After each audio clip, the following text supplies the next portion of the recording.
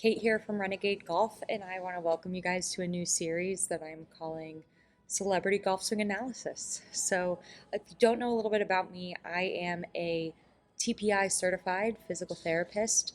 I have a company called Renegade Golf Rehabilitation and Performance, and I offer golf swing analysis. I thought it would be fun to take a look at some celebrities' golf swings and show you guys a little bit about what I do as a TPI certified PT and what I look at in a golf swing analysis. Most of these videos will be kind of down the line.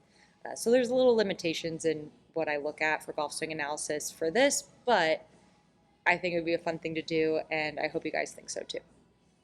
The first celebrity golf swing that we're going to be analyzing is the one and only Justin Bieber.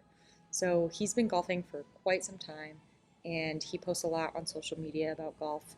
And this video in particular caused quite a stir on the internet. So I'd love to break it down for you guys and tell you what I see. The first thing that I always look at is the setup posture.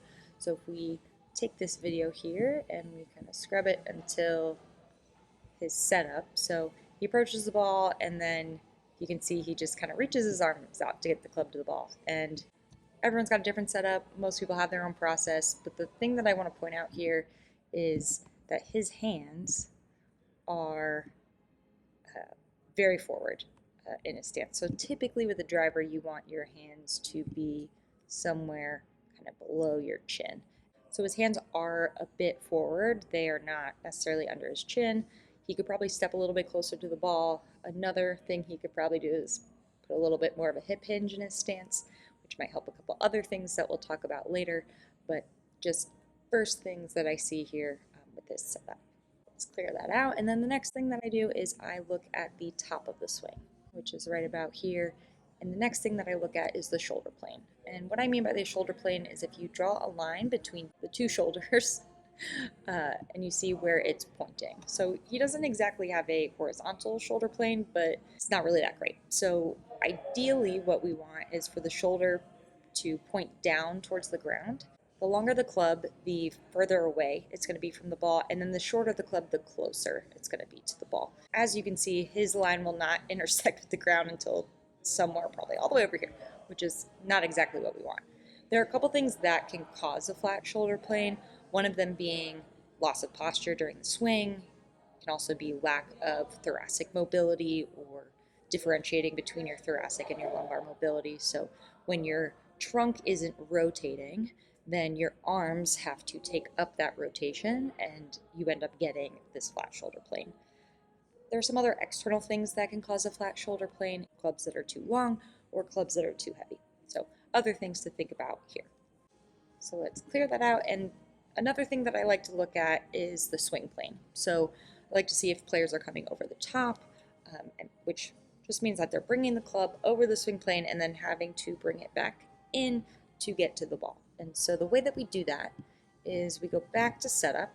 I draw a line straight up through the shaft of the golf club, and then we go to the top of the swing and we draw a second line that is through the shaft of the golf club at the top of the swing. And so as we look here, if we kind of play the video forward, we want that club to stay in between those two lines.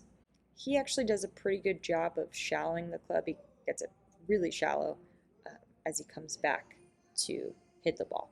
And so I'd love to know the trajectory of this ball, but overall, he's not going over the top, which is great. So good on you, Justin. A lot of amateurs have issues with that, including myself. So another thing that I look at here at the top of the swing is for something called flying elbow. If I take a line here and I put it horizontally through his upper arm, we want it to be pointing down. So his is a little bit more horizontal, his elbow's flying up a little bit. There are a couple different things that can cause that, including lack of trunk extension or rotation mobility, which we may be seeing a pattern here, or a lack of shoulder mobility. Sometimes people do it because they just don't understand how the swing is supposed to look. Also an issue a lot of the times that amateurs have. Here with Justin's swing, we have three big takeaways. So starting posture, flat shoulder plane, and flying elbow. So maybe just some suggestions of things that he can work on. Before we go, we got to play this video in its full glory.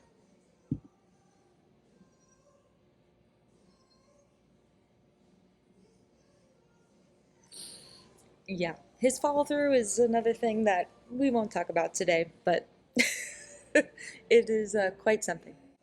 And there's a look at what I do as a TPI certified physical therapist, a couple of things that I look at in golf swing analysis. I hope you guys enjoyed this, and if so, give me a follow.